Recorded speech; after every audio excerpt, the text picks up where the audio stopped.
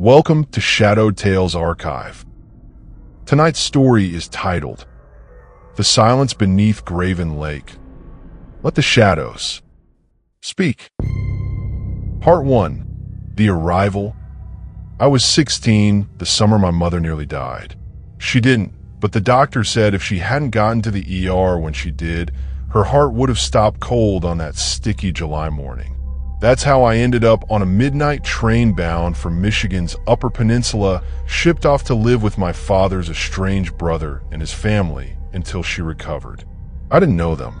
I didn't even know they existed until 2 days prior. But there I was, Jonah Lark, watching dark pine trees blur past the window, thinking how much quieter the world had become the farther north I traveled. The house wasn't a house. It was a cabin, wide, low, and sun-bleached, nestled deep in a wall of green. No neighbors, no reception, just a cracked wooden sign nailed to a pine stump that read, Graven Lake, private access. My uncle, Silas, was waiting for me on the dirt path, all bearded silence and stiff handshakes. His wife, Miriam, offered me a smile that didn't reach her eyes, and Elias, their son, stood halfway behind the porch railing, a sketchbook clutched to his chest. I raised a hand in awkward hello.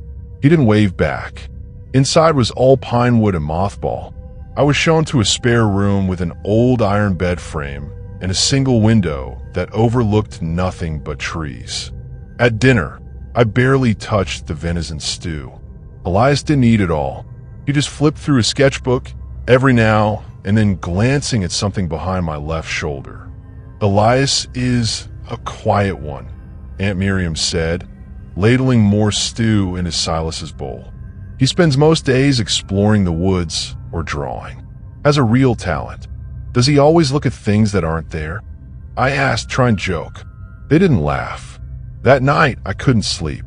The bed creaked if I so much as exhaled. Crickets outside chirped in broken rhythm.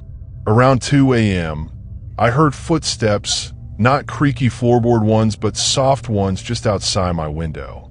I peeked through the curtain. It was Elias, barefoot, walking toward the trees. He carried the sketchbook in both hands like it was some holy thing. A lantern swung from his wrist, casting spidery shadows that danced across the bark. He wasn't alone. Something walked beside him. Tall, thin, too pale, and absolutely silent. I didn't tell Uncle Silas. I didn't tell Aunt Miriam. I didn't even mention it to Elias the next morning when he sat across from me, drawing with one hand and using the other to flick ash from a candle stub he kept burning for no apparent reason. But I knew what I saw, and I knew Elias wasn't just some weird kid with a hobby. That morning, while he wasn't looking, I flipped through the edges of his sketchbook. Every page I glimpsed showed the same thing, a white, elongated figure standing among trees. No eyes, no mouth, no nose, just a face entirely covered by pale, cracked lips. Part 2. The Echo Path. The next day, I woke to find Elias already gone. His bed was made perfectly, the sheets tucked sharp as origami folds, his candle stub snuffed out and melted into the ceramic plate. I checked the front porch. Empty. No one in the kitchen either. Uncle Silas's truck was gone, and Aunt Miriam sat by the window, staring into the trees like they might stare back. He left early, she said without turning. He knows those woods like his own skin. I hesitated. He go to the lake? No, not the lake. She didn't elaborate. I didn't ask again. The heat outside felt unnatural, like the kind of heavy, syrupy heat that clings to your throat. The trees whispered in a language that felt too old to hear fully, branches groaning like words just out of reach. I followed the trail behind the house, thinking I'd circle the lake on my own, maybe even swim. But after 10 minutes, I found footprints. 2 sets, bare feet. One smaller, narrow, the other larger, impossibly long. spaced in a stride no human could match. I followed them anyway. The trail narrowed into a corridor of trees. No birds, no bugs. The silence was wrong. Not peaceful, but watchful. I'd gone maybe 20 minutes deeper when I heard it. A low hum. Not mechanical, not melodic, more like a vibration inside my teeth. It came from ahead, from somewhere past a wall of briars. I ducked low, pushed through, and emerged onto a clearing I hadn't expected. It was wrong in 100 ways I couldn't name. The trees didn't grow right here. Their trunks leaned inward like bones cracked into unnatural arches. In the center stood a single stone obelisk, no taller than my waist, covered in a language I didn't recognize. But I could read it anyway. He waits beneath the still water. Speak nothing. Step back. Return in silence. There was no name, no carving, just those words, etched like teeth into the stone. I turned to leave, and found Elias standing at the edge of the clearing. Jesus, I gasped. You scared the hell out of me. He didn't smile, didn't blink. You weren't supposed to follow. What is this place? You shouldn't read the stone. Well, maybe don't leave cursed monuments in the woods then. His voice dropped to a whisper. It's not cursed. It's sacred. I watched him walk to the obelisk and kneel beside it. He didn't touch it, just stared, long and soft, like it was an altar. He pulled a small pencil from his pocket and began to sketch the stone from memory, not even looking at his page. What does it mean? I asked. Elias didn't answer for a moment. Then, very quietly, he said, Some voices aren't meant to be spoken aloud. Who's he? Elias paused, shading the outline of the carved symbols with uncanny precision. When he finally looked at me, his pupils had shrunk to pinpricks. He listens from below. He remembers the ones who remember him. I didn't sleep well that night. Dreams slid across my mind like oil over glass. Strange, fractured visions of fingers tapping water, lips moving behind trees, voices that made no sound but left cold air in my lungs. And through it all, a phrase repeated. Do not speak his name. Let him sleep. When I woke up, my sheets were damp, my pillow soaked. A candle stub, like the one Elias always carried, sat on my nightstand. I hadn't put it there. Over the next few days, I watched Elias more closely. He left before sunrise and returned just as dusk bled into the trees. Sometimes his arms were scratched and bleeding. Sometimes he limped like the woods had taken something from him. But every evening, he drew. He never smiled, never asked me questions. But once, during dinner, he muttered a single word I didn't catch. When I asked him to repeat it, Aunt Miriam gripped his wrist so tightly he dropped his fork. We don't say things we don't understand, she hissed. Elias looked down. That night, I found his sketchbook. He'd left it open on the porch beside a melted candle stub, unattended for the first time. I knew I shouldn't have. I read it anyway. The pages had changed. It wasn't just drawings anymore. The symbols from the obelisk had started showing up in margins, written in looping strokes that glowed faintly under the moonlight. I turned to the newest page. There was the lake. Only it wasn't just the surface, it was beneath it. Dozens of pale, boneless figures coiled through the water, their mouths filled with teeth that didn't fit. In the center, half buried in mud and roots, something ancient lay still, huge and smooth and eyeless. Beneath it, written in the same pale ink, was a phrase. He waits for the voice that dares to break silence. Part 3. When the lake opens its mouth. The next morning, the house was filled with the scent of burned sage. It clung to the wooden walls, soaked into bed sheets, and curled under my door like smoke from something older than fire. I walked into the kitchen and found Aunt Miriam humming tunelessly as she rubbed a black paste over the windowsills. Keeping the quiet inside, she said without turning. I didn't ask what that meant. I just grabbed an apple from the counter and slipped out the back. The trail to Graven Lake was longer than I remembered.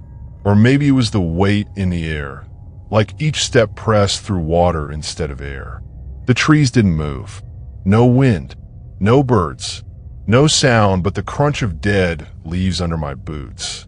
When I reached the shoreline, Elias was already there, standing ankle deep in the still water, holding his sketchbook like a communion offering. "Hey," I called out. "Is this what you do every day?" He didn't look at me. He just dipped the tip of a long reed into the water and used it to draw symbols into the wet sand.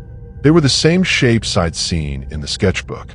Curved, winding sigils that pulsed with some invisible logic I couldn't follow. "Elias," I said again, softer. "Talk to me, man. What is this?" He turned finally, eyes glazed over like he'd just woken from sleepwalking. "We remember him. That's all. That's the price." The price for what? To be left alone. Behind him, the lake rippled just once. A single, perfect circle expanding outward without wind or motion. It was like something far beneath had stirred. That night, I asked Aunt Miriam if there were other families nearby, if there were any neighbors, or maybe old legends, weird folktales, anything that might explain this.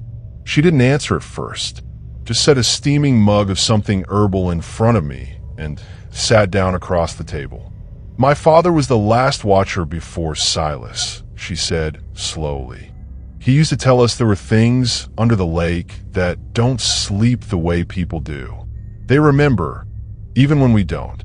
What is a watcher? Someone who keeps the silence. Silence from what?" She met my eyes. "From waking it up. Around midnight, I heard scratching outside my bedroom wall. Not like branches, it was softer, rhythmic, almost curious. I held my breath. The scratching stopped. Then something breathed against the window glass. I counted to 10, then 20. I didn't dare look. When morning came, Elias was sitting at the kitchen table, tracing a spiral over and over into the wood with a blunt knife. Aunt Miriam said nothing. Silas still wasn't home. I sat across from Elias, my voice shaking. "Did you come to my window last night?" "No, but something did." He paused. "Then you should be quiet for a while." That afternoon, I followed him. I didn't hide this time, just walked behind him through a different trail I hadn't seen before, one that seemed to wind beneath the roots of trees rather than beside them. After half an hour, we came to a ravine with a rotted staircase descending into a pit of fog. Elias stopped. "You can't go down there yet." "What's down there?" He looked at me like a man half asleep. The throat. The throat of what? But he didn't answer. He just turned and walked away, humming a slow, guttural melody, something not quite music, not quite language. Back at the cabin, the power flickered. Aunt Miriam lit candles without comment. A thunderstorm growled miles away, though the sky was cloudless. I opened Elias's sketchbook again that night when he fell asleep, or pretended to. The latest pages were almost manic, drawings overlapping each other, symbols bleeding into one another. There was a recurring image, a ring of people standing in water, their heads bowed, mouths sewn shut, and beneath their feet, the outline of something enormous. Not drawn in lines, but absence, like he had pressed the shape into the paper with pressure alone, erasing the whiteness with some unseen weight. On the last page, written in that same whispering ink, was a phrase that twisted my stomach to read. "When the lake opens its mouth, let no voice rise." I couldn't sleep after that. I sat awake until almost 4 a.m., and when I finally dozed off, I dreamed of being submerged. The water wasn't cold. It was thick, almost like breath itself. In the dream, I was surrounded by others, dozens of them, floating motionless with mouths stitched shut. Some of them looked like people I'd seen around the cabin. Some looked like no one at all. Some looked like Elias. Something was watching us from below. Not swimming, just watching. And when I turned to face it, the water split open like paper, and a voice not made of sound said, "You are too loud." Part 4. The Watchers Gather. 3 days passed. Uncle Silas still hadn't come back. Aunt Miriam never left her room. I heard her chanting sometimes, not loudly but rhythmically. A metronome of syllables I couldn't understand, all consonants and pauses, like a language scraped across stone. I tried knocking once. She didn't answer. Elias, meanwhile, stopped talking altogether. On the morning of the 4th day, he handed me a folded piece of paper without a word. I opened it slowly. Inside was a map. It was drawn in charcoal, messy and half-smudged, but it showed the area behind the cabin with disturbing detail. The lake, the spiral trails, the ravine-marked throat, and a clearing I hadn't seen yet, labeled in careful script. The gather place. A small note was scrawled at the bottom in Elias's sharp handwriting. "If you want answers, be there at sundown. Say nothing. Don't run." I went. Of course I did. It was around 8 p.m. when I arrived, dusk bleeding through the canopy like smoke. The clearing was a natural hollow in the earth, flanked by ash trees. The ground bare, but for a circle of flat stones. Moss crawled over them like a second skin. They were already there, waiting. 12 figures, each cloaked in black fabric that looked older than the trees themselves. Each one wore a stitched burlap mask with no eye holes. Only a tight-laced pattern where the mouth would be. It looked almost surgical. The mouths were what chilled me most. Each mask had a different stitch pattern, horizontal, cross-hatched, spiral, like each watcher had bound themselves to a different vow of silence.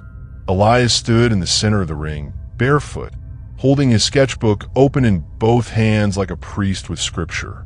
When he saw me, he didn't nod or acknowledge me. He just raised a single finger to his lips. Silence. Then he spoke, but not in English. The words that poured from him were low, melodic, wet-sounding, like they had been pulled from the bottom of a well. The watchers swayed gently, and as he chanted, they began to echo him. Not in sound, in breath. They inhaled and exhaled in unison, timing each breath to his phrases. The effect was dizzying, like being caught in a tide of lungs that weren't mine.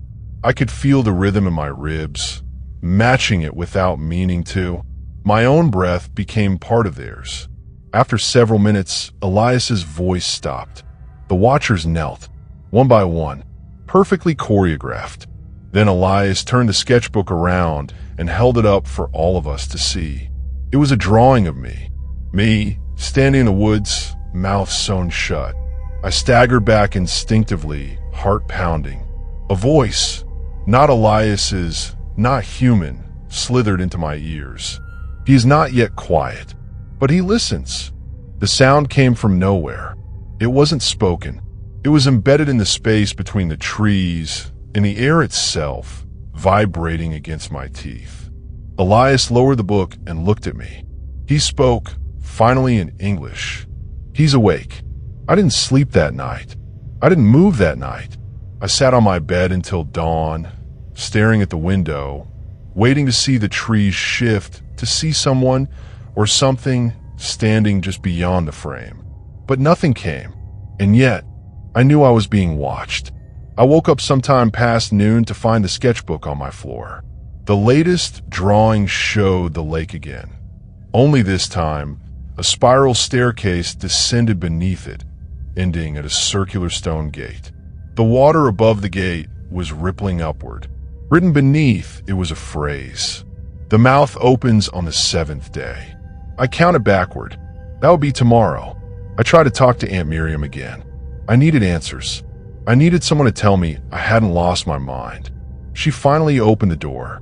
She looked exhausted. Her hair was wild, her hands stained with charcoal and ash.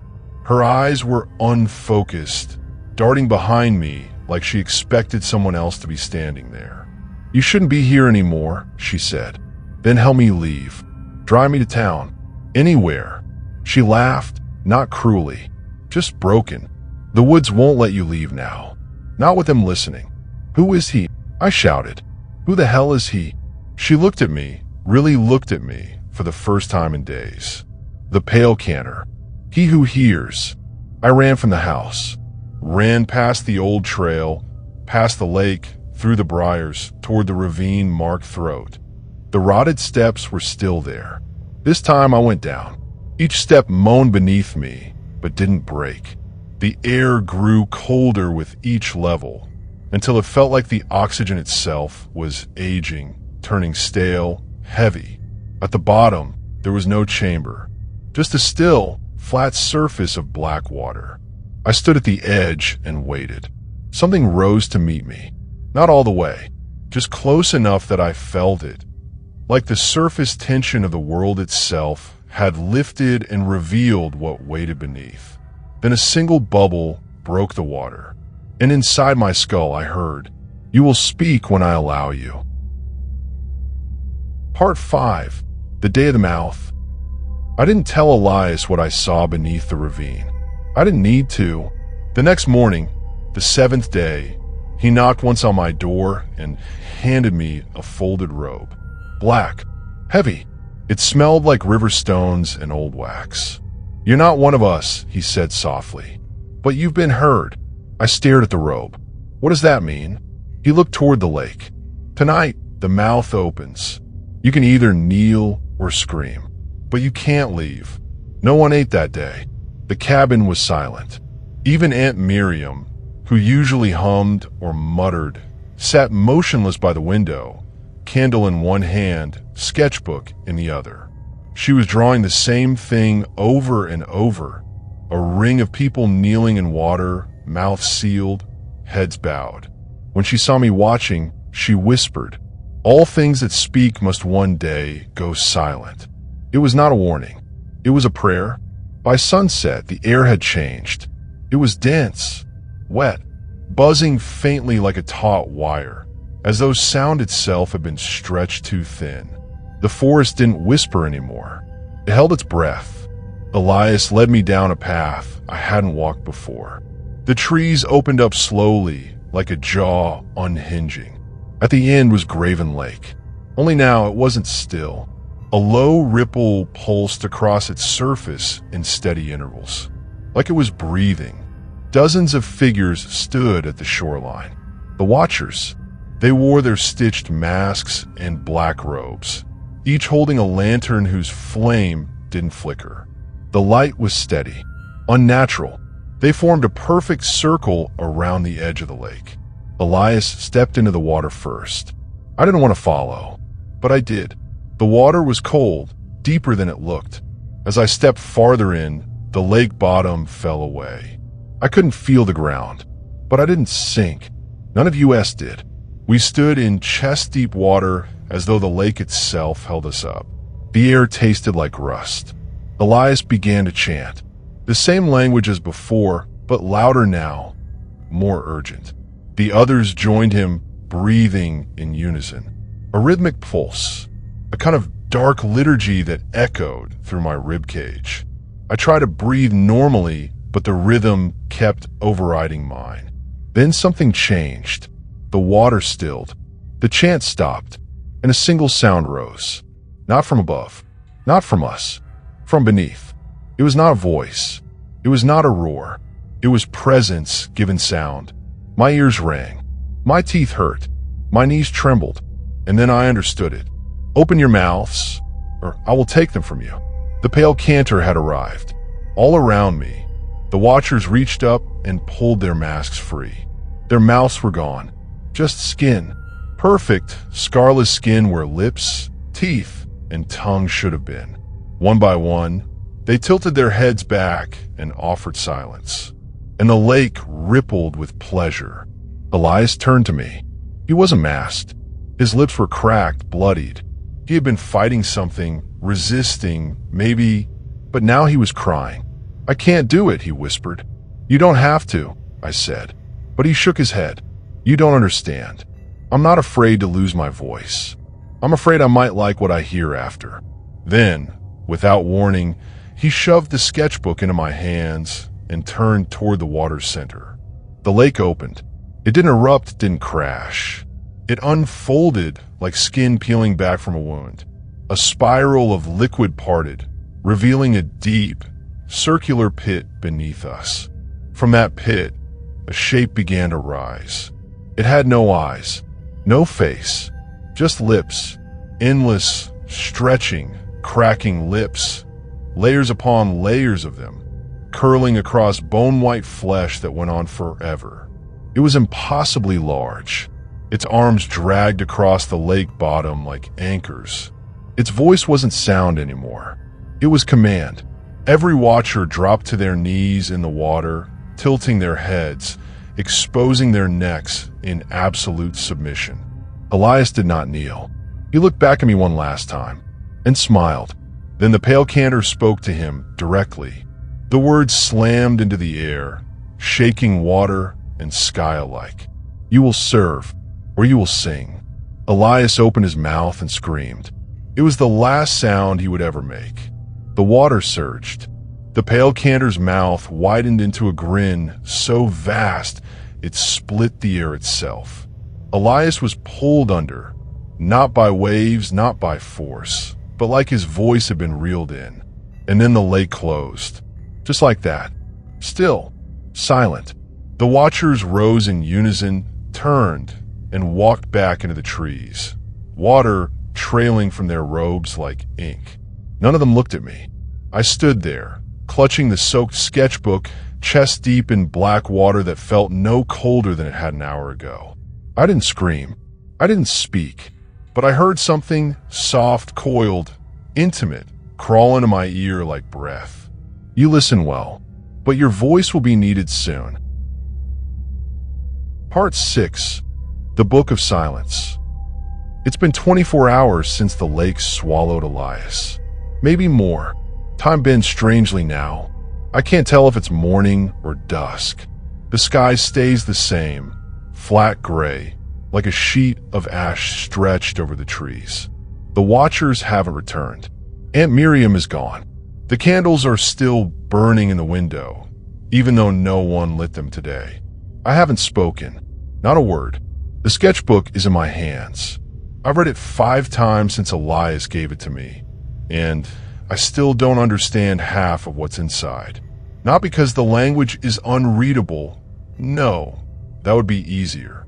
I can read it. I shouldn't be able to, but I do. The words change depending on when I look.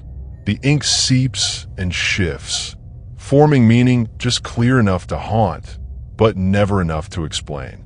Some pages are just symbols, spirals, tongues, mouths, ears, and the same phrase written again and again.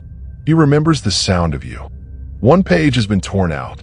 I found the shredded corner tucked in the back binding, like Elias tried to destroy it but couldn't bring himself to. It's a portrait of me, but it's not me now. It's me standing at the lake, one hand raised like I'm offering something, and my mouth is missing. Not stitched. Not erased, just gone. Above it, written in a spidery scrawl. He listens through the willing. At night, the dreams return, but they're not dreams anymore. I wake with blood under my fingernails, scratches down my neck. The candle beside my bed always burns lower than it should, like someone or something is watching me sleep, waiting. Sometimes I hear Elias's voice in the walls. Sometimes I hear my own. On the 3rd night, I tried leaving the cabin. I packed a bag, filled it with the essentials: food, water, flashlight, the sketchbook. I walked the trail toward the edge of the woods. But the trees were wrong. They weren't the same trees as before. The bark was smoother, almost pulsing. The branches leaned inward like arms folding in prayer. And the path, the one I walked a dozen times, never seemed to end. After an hour, I turned back, and the cabin was right behind me. There's a new page in the sketchbook this morning. I didn't draw it. It shows me standing on a cliff above Graven Lake, surrounded by a dozen figures, faceless, mouthless, all looking up at me. They're waiting. And beneath the cliff, the lake is gone. In its place is a dark spiral of flesh and bone, coiled like a throat opening to the center of the world. Written in the margins, he waits to speak through your silence. I finally tried to speak. Just one word, Elias. But nothing came out. My throat moved. My lips formed a shape. But the air around me swallowed the sound before it left my body. Like the silence had weight now. Like it could eat language. I slammed the book shut and threw it across the room. It hit the floor, flipped open, and a new page had changed again. Now it showed me, sitting right here in the cabin, reading the book, eyes wide, mouth open in a silent scream. And written over the top in bold, red ink, "The more you read, the less of you remains." I tried burning the book. I tried fire, water, even burying it in a hole 10 feet deep. It always returns. Sometimes on the table, sometimes on my bed, once inside the fridge. I don't know how long I've been here now. The calendar on the wall still reads July. But I think I've lived 10 autumns already, all in this house, all inside this silence. Today, I found something new. Not in the sketchbook, in my own handwriting. A single sentence carved into the wooden frame of the bedroom mirror. Do not speak his name. He is already listening. And worst of all, I miss the sound of him. I miss the lake. I miss the moment before he opened his mouth. Because at least then, I wasn't waiting. Part 7. The Voice Beneath. I don't dream anymore. I remember things that didn't happen, and I forget the ones that did. Sometimes I wake up in bed. Sometimes on the floor. Once I woke up standing in the doorway with the sketchbook clutched to my chest and the word "listen" carved into my forearm. Not deep, but deliberate. I didn't do it. At least, I don't think I did. The trees outside the window have stopped moving. No wind, no rustling. Just an unbroken wall of green, like a painted backdrop. When I press my ear to the glass, I hear breathing on the other side, deep, slow, heavy. The lake is calling again, but it doesn't use words anymore. It hums. This morning, I found Elias's voice in the cellar. I didn't know what that meant until I opened the trapdoor. There were no stairs, just a deep shaft of black with wet stone walls. And from the bottom, I heard him, faint, cracked, like a recording dragged across gravel. "Jonah, please, come down. I can't see anything." He took the sky. I slammed the door shut, but the voice didn't stop. The sketchbook has new pages again. They turn themselves. Each time I blink, a new one appears. One shows my hand, not drawn, but replicated in perfect detail, with the fingers bent backward in unnatural angles, forming the symbols I once saw carved in the obelisk. Another shows the cabin split in half, and inside, I see me standing beside a tall, mouthless figure, our faces fused at the jaw. Beneath it, in a deep red script, "Your voice was never yours." I tried screaming today. I wanted to see if I still could. Nothing came out, but the air around me shuddered, like it had heard what I meant to say and answered. The windows cracked. The candles died. The floorboards hissed like lungs deflating. And something whispered behind my left ear. "Speak, and you become mine. Remain silent, and you become more." I finally asked myself the question I've been avoiding. Do I still want to leave? I'm not sure. I can't remember the sound of my mother's voice, or the way coffee tastes, or what music feels like in my bones. All of that distant, muffled. But his voice? I remember every word. And I know he's not done with me. That night, the lake rose. I don't mean the water level. I mean it rose. The entire surface swelled like a breath, pulsing outward across the land. It reached the edge of the forest, kissed the porch steps. The watchers returned. Not walking, not crawling, just appearing one by one, standing in the trees, their heads tilted at unnatural angles. The stitched masks were gone. So were their faces. Now, each bore a smooth curve of pale skin across their skulls, like their entire heads had been silenced. They stood still for hours, just watching the cabin, waiting. At midnight, the sketchbook burst into flame on its own. No spark, no match, just fire, sudden and complete. But it didn't burn. The flames moved across the pages like water over stone.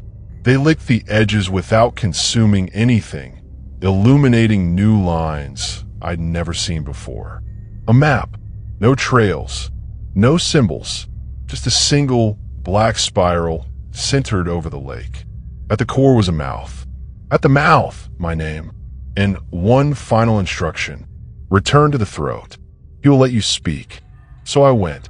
The ravine hadn't changed. The stairs were still rotted, the fog still thick. But this time, there were voices in the air, not whispering but humming. 1,000 low tones vibrating in harmony. A choir without mouths. And as I descended, I realized something.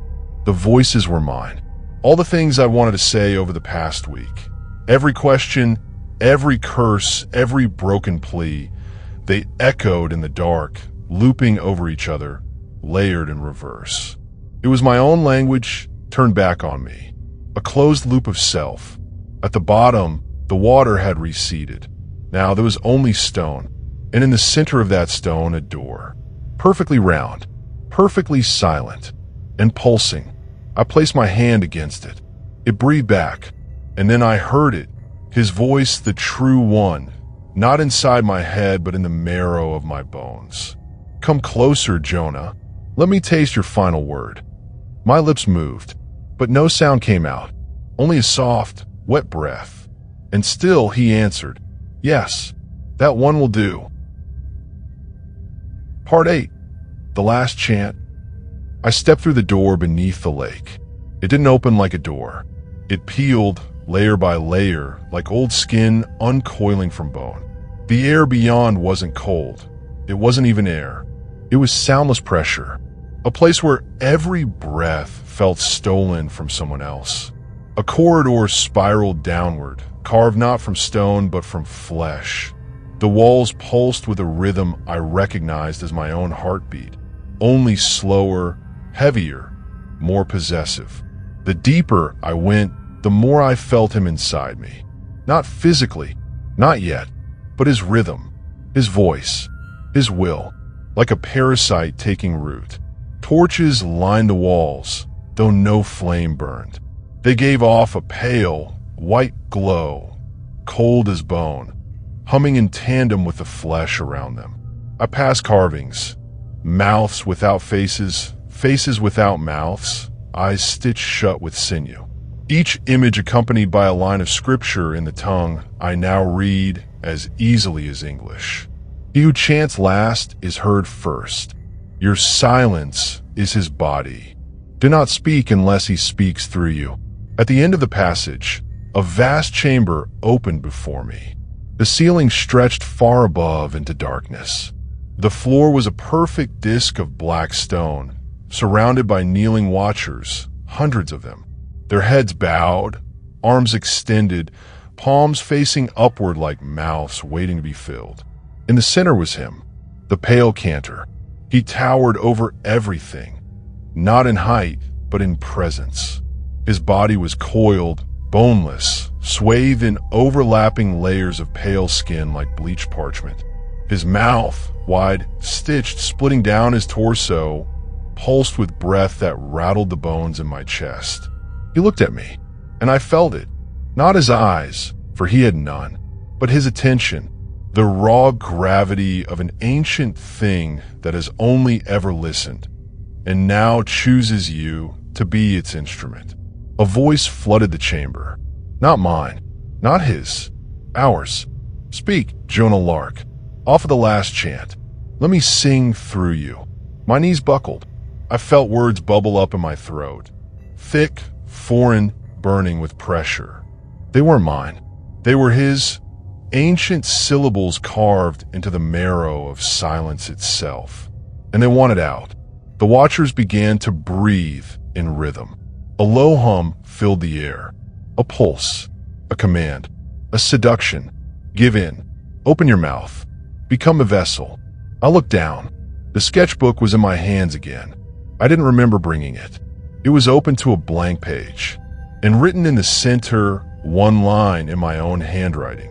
"You are not finished yet." Suddenly, a memory bloomed, uninvited. My mother, years ago, tucking me into bed after my first school play. I'd forgotten my lines, frozen in fear. But afterward, she said, "It's okay to be scared, but your voice is still yours. Even when it shakes." It felt distant, fragile, but real. More real than this chamber of worship. More real than the cantor. And that terrified him. I felt it. The syllables burned in my throat. But this time I held them in. And instead, I whispered my own name. Jonah. The word cracked the chamber. The watchers shuddered. The chant faltered. The pale cantor screamed, not aloud, but through every wall, every cell, every echo in this hollowed earth. Because I had spoken something unscripted, something imperfect, something mine. He surged forward. His mouth yawned open, impossible and endless, stretching toward me like a tunnel of teeth and breath and void. I stepped back, but the stone beneath me cracked. Hands shot up from the floor, pale, fingerless, grasping. "You will be silence. You will be seed. You will be shell." I screamed again.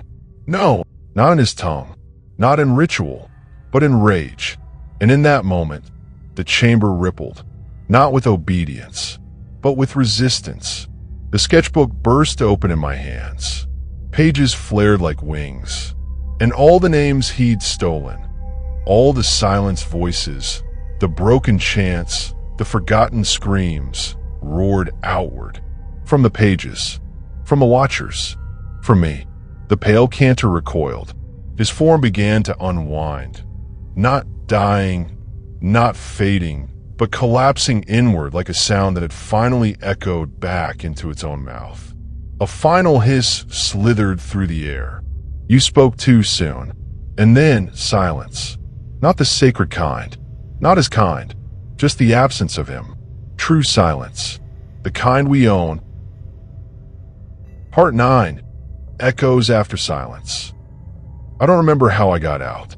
One moment, I was standing in the cantor's chamber, watching his form collapse into itself like a scream folding into silence. And the next, I was on the shore of Graven Lake. Dry. Alone. Breathing. The water was still again. The trees, unmoving. The sky above me pale and blank, as if the world had exhaled and didn't know what to do next. The cabin was empty when I returned. No sign of Aunt Miriam. No sign of the watchers. No sketchbook. I checked every drawer, every floorboard. Nothing. It was like it had never existed. But the cuts on my arm were still there. Thin, deliberate lines. Reminders that I had once been a name in someone else's mouth. And maybe still was. I left that night. Walked the trail that had once looped endlessly. This time, it led me straight to the highway. No tricks. No spirals. Just asphalt and headlights. A trucker picked me up at dawn. He didn't ask questions. When I tried to speak, I found I could. But my voice didn't sound like mine. Back home, everything felt too loud. The hum of refrigerators, the clatter of trains, the endless talking, strangers in cafes, advertisements on the radio, teachers lecturing in class. It wasn't the noise itself that bothered me. It was what wasn't being said. I began to notice gaps, slight delays between a person's lips moving and the words coming out. Micro pauses, echoes where none should exist. Sometimes when someone said my name, I heard again a second later, from behind me, from under the floorboards, from somewhere that wasn't here. They said I'd been gone for 4 days. To me, it felt like months. I went through the motions, therapy, sleep meds, antipsychotics. The doctor said it was trauma, hallucinations, deep-seated dissociative disorder. I nodded, took the pills, but I never told them about the chant that still plays under silence. Not in words, in rhythm, in breath. Sometimes I dream of Elias, not as he was, but as he might have been. He stands at the edge of the lake, drawing symbols in the sand with one finger, smiling at something I can't see. In those dreams, I ask him, was it worth it? And he never answers. He just lifts his finger to his lips, and the lake behind him ripples. A month ago, something strange happened. I woke to find a new notebook on my nightstand. It wasn't mine. The paper was damp, the pages blank, except for the first. In the center was a drawing of a spiral. Perfect, familiar, and a sentence I had written before, once, or thought I had. He listens through the willing. I threw it out, burned it, tossed the ashes down a storm drain. But last night it came back. Same spot, same page. Only now, a second line had appeared beneath the spiral. You spoke. Now someone will answer. I think I brought something back. Not him, not entirely, but something that wants to be him. And it's learning. It's listening. It's echoing. There's a girl in my literature class, Claire. Quiet, sharp, funny in a low-key way. She sat next to me today and asked, half joking, "Hey, do you ever hear things that haven't been said yet?" I didn't respond, but she smiled anyway. Then, before leaving, she leaned close and whispered something. He says your voice still fits. He's almost ready, and her smile stretched just a little too wide. I didn't scream. I didn't run. I just opened my notebook and began to draw a spiral, because part of me wonders, if I stop remembering him, will he finally forget me? But I already know the answer. He never forgets. He just waits, quietly, beneath the surface, for the next voice, for the next Jonah, for the next sound to break the silence. And that was tonight's tale from the Shadowed Tales archive. If it left a mark on your mind, if the silence feels heavier now, then the story did what it was meant to do. Don't forget to like, subscribe, and share the darkness. New stories are always on their way. Until then, keep the lights low and the doors locked.